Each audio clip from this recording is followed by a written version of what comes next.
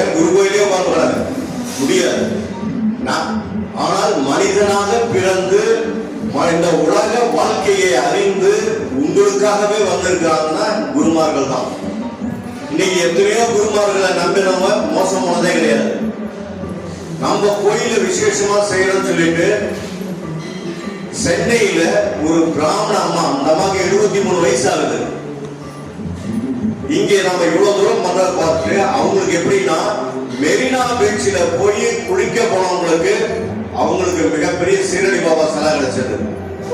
அந்த சிலையை வச்சு ஆலயம் கட்டியிருக்காங்க. அவங்க அவ்வளவு பெருமையா சொல்றாங்க. நீங்க இவ்வளவு தூரம் தனிப்பட்ட முறையில இவ்வளவு தூரம் செய்யறீங்க, மிகப்பெரிய சந்தோஷமா இருக்கு. பாபா கொடுக்க சொன்னாரு, 1000 ரூபாய் உங்களுக்கு நிதி கொடுக்குறேன். அந்த அம்மாவெல்லாம் நான் யாரும் என்னன்னு நான் பார்த்து கிடையாது.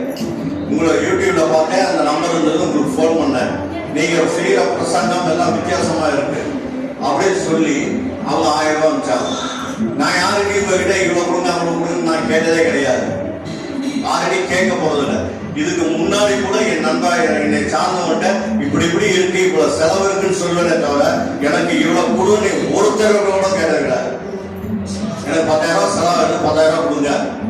எனக்கு சிமெண்ட் மூட்டை இல்ல, சிமெண்ட் கொடுங்க, செங்கல் கொடுங்க. எல்லாம் ஐயா தான் கொடுத்தாங்க. அது யாராரு மூலியமா வித்தியாசமான இருக்க மனிதர்கள் மூலியமா கொடுத்தாங்க. இதெல்லாம் நீங்க இருந்து பார்க்கணும். குருவுக்கும் தெய்வத்துக்கும் வித்தியாசம் உண்டு. தெய்வம் என்பது நல்லது செய்யும், கெட்டதும் செய்யும். ஒரு பூகம்பம் ஏற்பட்டுச்சுன்னா அங்க பல லட்சம் பேரை போடுறது அதுதான். அது நல்லவங்க பார்க்காது, அது தெய்வம். ஒரு கொரோனா நோய் வந்துச்சுன்னா அதுல நல்லவங்க பார்க்காது, எல்லாத்தையும் போடணும். அது இறைவன். இறைவன் பொதுவா இருப்போம். இயற்கையை அழித்து நாம் வாழ்ந்து கொண்டு இருக்கிறோம். நாம எவ்வளவோ இன்னைக்கு கெமிக்கல் ப்ராடக்ட் எல்லாத்தையும் வச்சு சாப்பிட்டு உடம்புல நிறைய நோய்களை உற்பத்தி பண்ணி அதனால் வேதனைப்படுறோம். இதுக்கெல்லாம் காரணம் யாரு? மக்கள் தான். ஒரு காலத்துல இந்த உரம்லாம் வேணாம்னு சொல்லி அமெரிக்காவை ஒதுக்குனத இங்க கிட்டத்தட்ட 20 ஆண்டுகளுக்கு முன்னாடி இங்க பிரசங்கம் பண்ணி அந்த அரிசியை சாப்பிட்டவங்க பூராமே இன்னைக்கு சுகர். அதுல இருக்க அந்த அரிசியை கிளீன் பண்ண சல்ஃபான் ஒரு மெடிசன் வச்சிருப்போம். அதை கிளீன் பண்ணா ஒயிட் ஆயிடும். அந்த சாதாரண நீங்க ரேஷன் அரிசி பாத்தீங்கன்னா பொன்னி அரிசி மாதிரி இருக்கும். இன்னைக்கு அந்த மாதிரிலாம் வந்துருச்சு. நாம எவ்வளவு ஏமாந்து இருக்கோம். அந்த ரைஸ் சாப்பிடும் போதுதான் வயிற்றுல கணையத்தை முதல் பாதிக்குது. அதுக்கப்புறம் கிட்னி ஃபெயிலியர் நிறைய வந்திருக்கு. அதனால ஒவ்வொரு ப்ராடக்ட்லயும் கெமிக்கல். இன்னைக்கு கோதுமை மாவு வாங்கினீங்கன்னா அது கெடாம இருப்பதற்கு அதுக்கு ஒரு கெமிக்கல் போடுறோம். அது சின்ன பாக்கெட் மாதிரி உள்ள போட்டுருப்போம். அப்போ எல்லா ப்ராடக்ட்லும் கெமிக்கல் வந்துச்சு. இறைவன் வேடிக்கை தானே பாக்குறாங்க, எல்லாரும் வேடிக்கை தானே பாக்குறாங்க. அப்போ நம்ம வாழ்க்கைய நாம தான் அமைச்சுக்கணும்.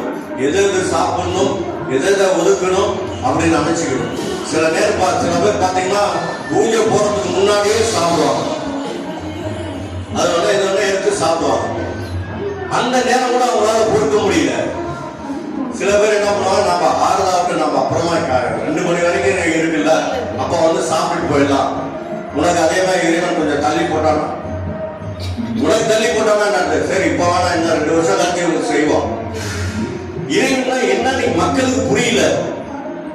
அவங்க மிகப்பெரிய தன்மை.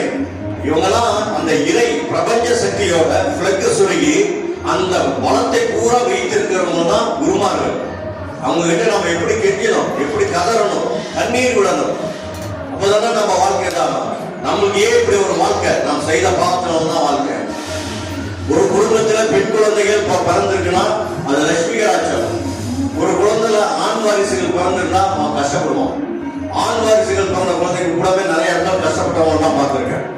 பெண் குழந்தைகள் பிறந்த வீடு போல நல்லா இருக்கு. அதுக்காக ஆண் குழந்தைகளை நான் சொல்லல. ஏன்னா ஆண் குழந்தைய வளர்த்துறதே கஷ்டம். பெண் பிள்ளைகள் எது இருந்தாலும் சாப்பிடலாம். ஆண் குழந்தை கொஞ்சம் மாறிடுச்சுன்னா அதுக்கு வேதியாகும், காய்ச்சல் வரும். அதுக்கு நோய் எதிர்ப்பு சக்தி கம்மி. பெண் குழந்தைகளை விட ஆண்டவன் பெண்களுக்கு அவ்வளோ முக்கியத்துவம் கொடுத்துருக்கான். ஆனா பெண்களுக்கு அவ்வளோ முக்கியத்துவம் கொடுத்தோம், அவங்களுக்கு ஆசைன்னு ஒன்று கொடுத்துட்டான். இரக்கம் என்கிற ஒரு மனசை கொடுத்துட்டான். இரக்கத்தினாலையும் ஆசைனாலையும் பல பேர் பல விதத்தில் கெட்டுக்கூடாது. நான் தம்பி சம்சாரம் நல்லா இருந்து நல்லா வளர்ந்தா அண்ணன் சம்சாரத்துக்கு பிடிக்க மாட்டேங்குது. பொறாமப்படுறாங்க, ஆத்திரப்படுறாங்க. 5 பேத்துக்குள்ள சொத்தை தனியா பிரிச்சு பிரிச்சுக்கணும்னா எனக்கு இதுதான் வேணும் திராவிட படி பிரியலாம். உங்களுக்கு எதிரிகள் வெளியே இருந்து வர மாட்டான். உன் குடும்பத்துல தம்பி பொண்டாட்டி சாபவனும், அண்ணன் பொண்டாட்டி சாபவனும், உன் தாய் தந்தர்கள் சாபவனும், அதுதான் உங்களுக்கு வாழ்க்கையே அமையும். எல்லா முகமும் ஒரு மாதிரியா இருக்கா? தாத்தா மாதிரியே முகம் இருக்குங்குவான். அப்ப அந்த பாவம் ஒட்டதான் செய்யும். அப்பா மாதிரியே முகம், அம்மா மாதிரியே முகம். எப்படி வருது? அந்த ஜெனட்டிக், அந்த பாவத்தினுடைய அமைப்பு தான் அப்படியே வரும். எதை நீங்க விதைக்கிறீங்களோ அதை நீங்க தான் அறுவடை பண்ணியாகணும். வேற யாருமே வர முடியாது. இவங்களும் எதற்காக இருக்காங்க? உங்களுக்கு வழிகாட்டியா இருக்காங்க. நீ இந்த பக்கம் மாட்டிக்குவ, இப்படி போ அப்படின்னு ஒரு காரணத்துக்கோ அவங்க இந்த உலகத்துல பிரபஞ்சத்துல அவதாரமா எடுத்து வந்து மக்கள் நன்மைக்காகவே போராடுறாங்க. இவருக்கு ஏன் அழுக்குமூட்டை சாமின்னு பேரு? மற்றவர்களுடைய அழுக்கு மூட்டை தன் முதுகில சுமந்தாரு. எத்தனையோ பாவங்களை சுமந்தாரு. அவர் வாழும் காலத்திலேயே நிறைய சுமந்து சுமந்து சுமந்து கடைசியில நடக்க முடியாம இருக்காரு.